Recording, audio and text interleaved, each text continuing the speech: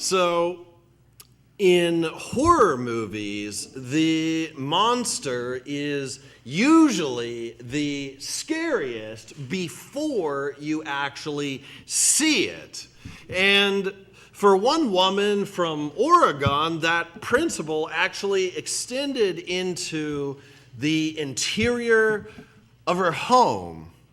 There's a news story that's been circulating online about how the Washington County Sheriff's Office responded to a call just last month from a woman who reported hearing a burglar locked in her bathroom. Now, she saw shadows shifting underneath the door, and so she called 911 rather frantically. And so after several officers show up on the scene, they too heard this persistent rustling noise underneath that same door.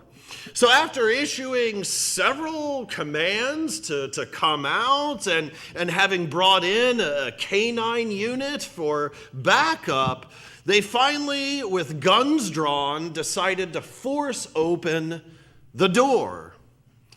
And the news report said this: with guns drawn, deputies opened the door to encounter the suspect, an automated robot vacuum.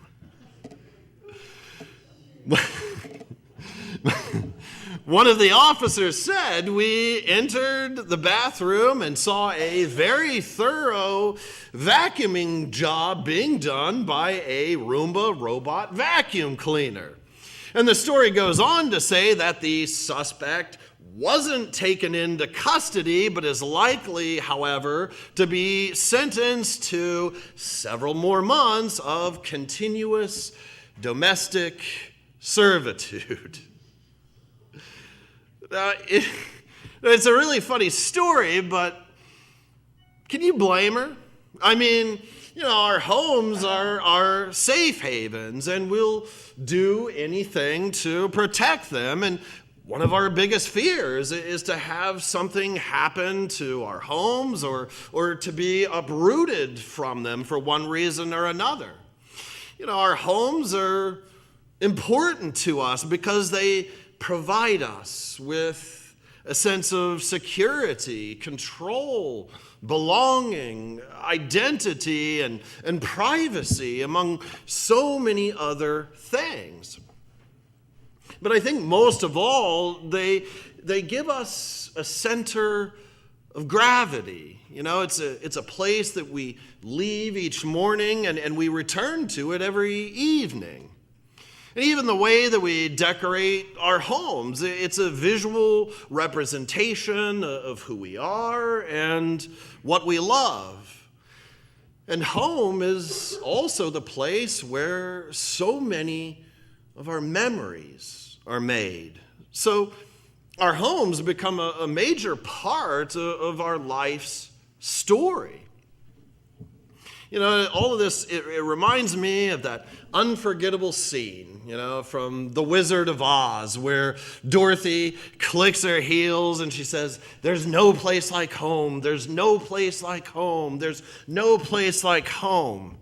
And then she finds herself magically transported back to her own bedroom, waking up to Annie M. and all of her friends. Home.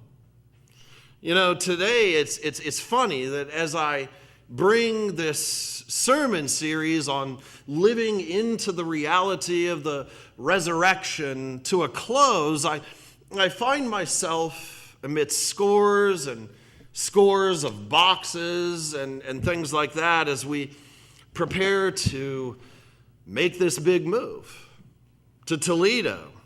I find myself making mental inventories of everything, what's coming and what isn't. And, it's a strange space to inhabit. I've made a few moves in my lifetime, don't get me wrong, but but nothing quite like this. I suppose on the one hand, I'm excited, like we all are. When we move, you get excited for those new opportunities, new beginnings, but a part of me is sad. It's hard. My parents built that house that we're living in now, and if I click my heels and I say there's no place like home, I can still remember those days. I remember just day after day going to that house with my parents as it was being built. And I remember seeing how excited they were as it went from being just this skeletal foundation to the beautiful house it would later become. I grew up there. I spent my teenage years there. So it's hard. It's hard to let it go. There's literally a memory around every corner. Some of them happy, some of them sad. So all in all, it's a time of transition and uncertainty for me and for my family. And I suppose, though, when I think about all of this, I realize, though, that I'm privileged. I'm privileged to have had a happy home, because that's not the case for everybody. For some of us, yes, home is a place of joy, security, comfort, and love. And I'm thankful to God for all of those things. But for some of us, home is a place of sorrow, insecurity, hurt, pain, and even abuse. So in the end, I don't know what imagery, the word home conjures up for you. It might be wonderful, or it might be something unpleasant. It might even be some kind of combination of the two. But when we come to our gospel lesson for the day and we find Jesus speaking of home, he's speaking of something entirely different. Today in this message that I've just simply called home, I want to unpack what he means here and show us the beauty of his promise, no matter what kind of home that we're used to. Our zip codes may change, but through the power of our risen Lord, when the thrice holy God dwells inside of us, we will always have a home. But now when I speak of a time of transition and uncertainty, at least for myself, I find a lot of encouragement here in what the disciples had to be going through.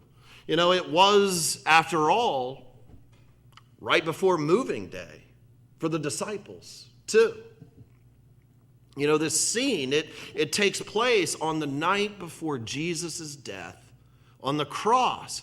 And Jesus tells them, in a little while the world will no longer see me, but you will see me. Because I live, you also will live. So he's telling them, not to be troubled, not to worry, but they had to be just freaking out. They're all firing off questions at him. Thomas asks, Lord, we do not know where you're going. How can we know the way? And then another disciple named Judas, not the infamous one, he asks, Lord, how is it that you will manifest yourself to us and not to the world? So in other words, they're all asking, if you're leaving and you're not filling out a change of address form, then how in the world are you still going to be with us? How in the world are you going to reveal yourself to us? And then when we think about it, it's actually really easy to relate to their anxiety. Here the disciples, they had given up everything to follow him. They'd given up their homes, they'd given up their families, they'd given up their whole way of life to follow him. So in a sense, Jesus himself was their only home. Following Jesus was literally all that they knew. And now he's telling them that he's leaving. It had to be terrifying. And then to go into a little bit deeper meaning on this text, we also have to sort of consider its placement in the lectionary. Now, this particular placement where we have this reading, it comes to us on the eve of what's called the Feast of the Ascension. So when John's gospel was written, all of these things had already happened, see. The disciples had just gotten used to recognizing him again. He was with them, he was teaching, he was breaking bread with them, he appeared suddenly in the upper room, he showed Thomas his wounds, the things that I've been talking about these past few weeks. He was with them on the Sea of Galilee, he told them where to catch fish, he cooked breakfast with them, he forgave Peter and restored his relationship with him. And then he says, I'm going away. Then he takes them up to the Mount of Olives. And he ascends and he disappears in a cloud of God's divine presence. So in other words, our gospel lesson comes to us on moving day, when Jesus has already ascended. The disciples are now trying to understand the things that Jesus taught them in the past and to figure out how to live in the world without his physical presence. So collectively, every single one of them had to be wondering, now that Jesus is gone, where's home? As one commentator observed, it begs the question, both for them and for all of us. If I'm not abiding in Jesus, then where is it that I abide? And speaking of us today, it's no secret that we live in a time of uncertainty. Tensions are high in the political landscape and even in the church. We're divided. We're polarized. Recently, I was listening to a podcast by the prominent British New Testament scholar and theologian named N.T. Wright. And in this podcast, he was weighing in on the debate about human sexuality. And in the interview, I was really struck by what he said. He noted that as a culture, we seem to have lost the ability to have a real public discourse or a debate. Pick an issue, and we're totally closed off to what the other side is saying. We resort to blaming, shaming, name-calling, and we stick only to the people and to the media sources that reflects our particular point of view. Those that we disagree with, well, basically, they're in the enemy camp, right? So just forget about them. I think that N.T. Wright, I think he was so on the money with that. So is it any wonder that we're less social and that we're more isolated? Is it any wonder that we're more tense and anxious in our daily lives? And that brings me to an even harder question. I wonder, are the places that we call home actually becoming idols in our lives? Let me explain what I mean by that. You know, there's an old saying that home is where you hang your hat. Now, what that saying means is that your true home is actually just wherever you're comfortable and at ease with yourself. It's kind of nomadic. You know, the saying, it separates you and what you base your identity on from the sentimentality of a certain place or a certain building. But you know, we've clearly moved away from that kind of thinking. You know, our homes aren't just our castles anymore. There are fortresses that are designed to wall off the outside world. You know, think about it. I mean, we don't even go out as much as we used to.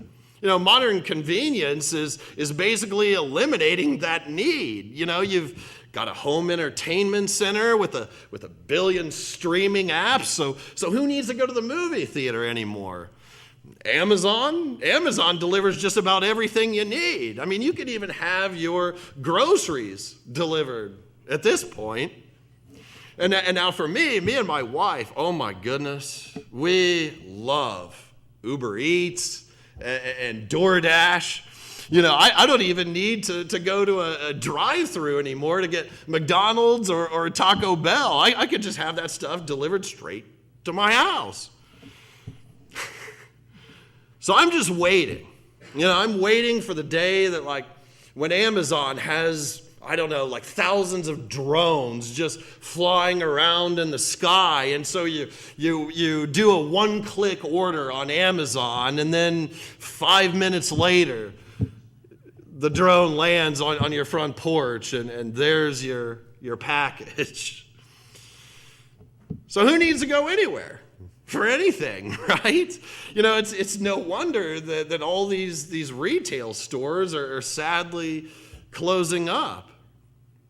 But see, all of that, it makes us less social. You know, I've said it before, and I'll say it again. You know, how can we love our neighbors if we don't even know who they are? But that brings me to Jesus. You know, what Jesus is trying to do with the disciples is basically to move them from being tied down to a certain place or a certain state of being to something a lot more like home is where you hang your hat. You know, he's shattering this pervasive myth that the presence of God has to be limited to a certain physical space.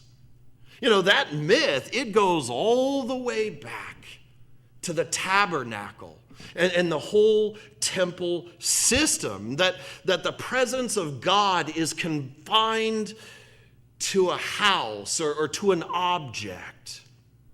And he's saying, no, none of that is true anymore. After I leave and ascend to the Father, the presence of God will be inside of you. Wherever the disciples go to hang their hats, the presence of God will be there because the risen Christ himself, he is the true tabernacle. So the whole temple system, I mean, it might be kind of strange sounding and foreign to us, but this is also a powerful reminder for our time too. You know, we don't need to be so tethered down to our physical address and our physical space. Once again, he's saying our zip codes may change, but through the power of our risen Lord, when the thrice holy God dwells inside of us, we will always have a home. So when we keep his word In other words, when we put him first, above everything else in our lives, the Father, the Son, and the Holy Spirit will dwell inside of us. They'll make their homes inside of us. They'll always be present, always there, a tabernacle that's within the human heart.